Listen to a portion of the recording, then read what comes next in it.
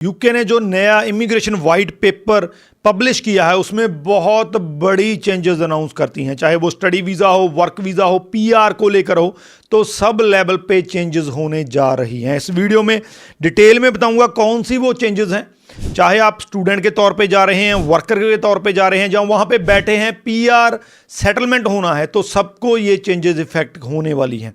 तो वीडियो को एंड तक देखिएगा, उनके साथ शेयर जरूर कर दीजिए जो यूके जाना चाहते हैं या वहाँ पे बैठे हैं। उससे पहले हमारा यूट्यूब चैनल जरूर सब्सक्राइब कर लीजिएगा कि इस पे आपको ऐसी ही इन्फॉर्मेटिव वीडियोस देखने को मिलती हैं। तो सबसे पहले बात करते हैं जो चेंजेस हैं, तीनों अलग अलग बताऊंगा, स्टडी वीज़ा, वर्क वीज़ा और पीआर को कैसे इफेक्ट कर सकती हैं। सबसे पहले स्टडी वीज़ा की बात करते हैं। स्टडी वीज़ा में जब आप यूके में स्टडी कंप्लीट कर लेते थे तो आपका जो वर्क परमिट जो आपको 24 मंथ यानी कि आपको 2 साल का मिलता था वो अब 18 मंथ कर दिया गया है। अब आपको वर्क परमिट 2 साल की बजाय 1.5 साल का मिलेगा। तो अगर आप वहाँ पे ग्रेजुएशन करते हैं, पोस्ट ग्रेजुएशन मास्टर्स करते हैं, तो आपको 18 मंथ का वर्क परमिट मिलेगा। लेकिन अगर वहाँ पे आप पीएचडी करते हैं तो आपको वर्क परमिट वही 3 साल का मिलना है। तो कहीं ना कहीं पे वर्क परमिट जो है वो शॉर्ट कर दिया गया है। दूसरी बड़ी चेंज ये है कि जो भी वहाँ पे इंस्टीट्यूशंस हैं, चाहे कॉलेजेस हैं, चाहे यूनिवर्सिटीज़ हैं, तो उन पे और ज़्यादा स्क्रूटनी बढ़ा दी गई है। इसमें जो है कॉलेज यूनिवर्सिटीज़ में देखा जाएगा कि उनका जो वीज़ा रेट है वो कितना है, रिफ्यूज़ल रेट कितना है, वीज़ा कितने अप्रूव होते हैं, अप्रूव होने के बाद कितने स्टूडेंट जो हैं वो उनकी क्लास में एनरोल होते हैं, और एनरोल होने के बाद कितने स्टूडेंट जो हैं वो अपनी स्टडी कंप्लीट करते हैं। तो उसके बेसिस पे उन इंस्टीट्यूशंस को जो है वो देखा जाएगा। कोई इंस्टीट्यूशन अगर वो एलिजिबिलिटी क्राइटेरिया नहीं पूरा कर पाएगा तो उसका लाइसेंस भी कैंसिल हो सकता है। तो अब कहीं ना कहीं पे जो वहाँ के कॉलेज यूनिवर्सिटी हैं उनको भी इन चीज़ों पे ध्यान देना होगा। अब जो है इमिग्रेशन और ज़्यादा स्ट्रिक्ट हो गया है। इसके अलावा अगर आप स्टडी वीज़ा यूके का अप्लाई करते हैं, ये चेंजेस आने वाले दिनों में इंट्रोड्यूस हो सकती हैं, तो this is the right time जब आप अप्लाई कर सकते हैं। एक पर्टिकुलर आपको इनटेक दिया जाएगा, उस इनटेक के बाद ये जो मैंने आपको बताई ये चेंजेस इंट्रोड्यूस हो जाएंगी, तो उसके पहले आप अपना स्टडी वीज़ा अप्लाई कर सकते हैं।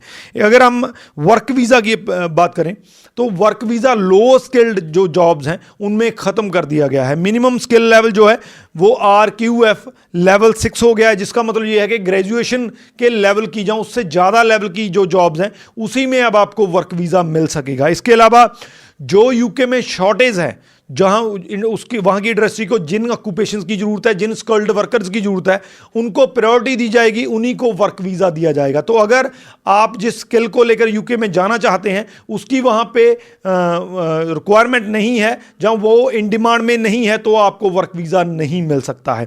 इसके अलावा केयर वर्कर रूट जो जिसपे बहुत ज़्यादा खासकर इंडिया से बहुत ज़्यादा एप्लीकेंट जाते थे, तो केयर जो वर्क वीज़ा है उसको ख़त्म कर दिया गया है। अब आप केयर वर्क वीज़ा के थ्रू यूके में नहीं जा सकते हैं। तो ये मोटी मोटी जो है वर्क वीज़ा में बड़ी चेंजेस इंट्रोड्यूस की गई हैं। इसके बाद अगर हम पीआर की बात करें, सेटलमेंट की बात करें, क्योंकि आमतौर पे ये मुद्दा उठता है कि मैं स्टडी जहाँ वर्क तो कर लूँगा यूके में, उसके बाद पीआर के क्या चांसेस हैं। इससे पहले पीआर का ये था कि अगर आप यूके में 5 साल स्टे करते हैं तो आपको ILR के लिए आप एलिजिबल हो सकते हैं। आप ILR जो वहाँ का PR होता है, इंडेफिनेट लीव टू रिमेन, वो अप्लाई कर सकते हैं। लेकिन अब इस ड्यूरेशन को 5 साल से लेकर 10 साल कर दिया गया है। अब आप अगर आप स्टे के बेसिस पे यूके में PR होना चाहते हैं तो अब आपको 5 साल का नहीं 10 साल का स्टे करना होगा। इसके अलावा अब यूके पॉइंट बेसिस जो है वो पीआर करने जा रहा है। ये एक अपने आप में गुड न्यूज़ भी है, क्योंकि जो लोग पॉइंट पूरे कर सकते हैं तो उनके लिए पीआर अब आसान हो जाएगा। पीआर में जो मोटा मोटा जो इन्फॉर्मेशन मिली है उसमें कौन कौन से पॉइंट जुड़ सकते हैं, आपकी एम्प्लॉयमेंट हिस्ट्री कैसी है, कितने साल वहाँ पे लगाए हैं, कौन सी इंडस्ट्री, अगर हाई डिमांड इंडस्ट्री में आपने काम किया है तो आपके चांसेस ज़्यादा हैं, फुल टाइम काम किया है चांसेस ज़्यादा हैं। इसके अलावा कम्युनिटी में क्या कॉन्ट्रीब्यूशन आपने किया है वहाँ की कम्युनिटी में। इसके अलावा इंटीग्रेशन के लिए, इंटीग्रेशन मींस वहाँ की कम्युनिटी में आपने इंटीग्रेट करने होने के लिए क्या क्या एफर्ट किए हैं, तो वो मायने रखेगा। और सबसे बड़ी बात, आपका इंग्लिश लेवल क्या है। आप B1 नहीं B2 चाहिए अगर आप यूके में आपने पीआर अप्लाई करना है। तो ये यूके में पीआर को लेकर जो है वो बड़ी चेंजेस की गई हैं। अब अगर आपने यूके में पीआर अप्लाई करना है आपको ज़्यादा वेट करना पड़ेगा, लेकिन अगर आपके पॉइंट बनते हैं तो आप इजीली पीआर ले सकते हैं। तो ये ओवरऑल जो चेंजेस हैं, चाहे स्टडी वीज़ा में है, वर्क वीज़ा में है, पीआर में है, तो ये बड़ी चेंजेस हैं जो इंट्रोड्यूस की गई हैं। आने वाले दिनों में इन चेंजेस को जो है इंप्लीमेंट कर दिया जाएगा। अगर आप इन चेंजेस से बचना चाहते हैं तो कोई भी वीज़ा है आपका, तो आप राइट नाउ अप्लाई कर सकते हैं। स्टडी वीज़ा खास करके मैं कहूँगा कि students, this is the right time जब आप अपना स्टडी वीज़ा अप्लाई कर सकते हैं।